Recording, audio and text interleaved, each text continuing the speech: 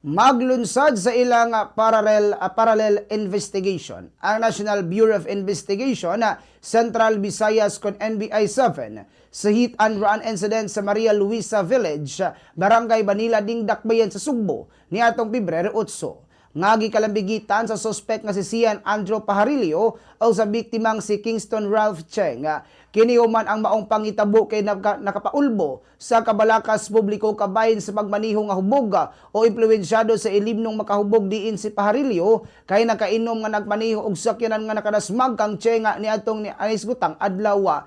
Gilusad sa NBI-7 ang investigasyon sa moto propio. Bisan pa man nga ang Cebu City Police Office kay nakapasaka nagkaso tungod sa atensyon sa publiko. Ang gipalangtawan sa NBI-7 nga susihon kung ang kaso ubos sa Anti-Drunk and Drug Driving Act magpabilin ba kini nga balido ug aron masusi kung ang kasamtangang mga balaod igo ba nga nagtubag sa tanang aspeto sa responsibilidad nga naglibot sa insidente. Sa pagkakaroon, ang NBI-7 kay nagpadayon pa sa ilang case build-up sa ilang pag-request sa kopya gipang transmit sa mga dokumentos kapulisan ngadto sa prosecutor aron palig-unon ang kaso ubos sa bang special law o sa ilang pagpaabot sa appearance sabig sa kabanay sa biktima sa ilang buhatan.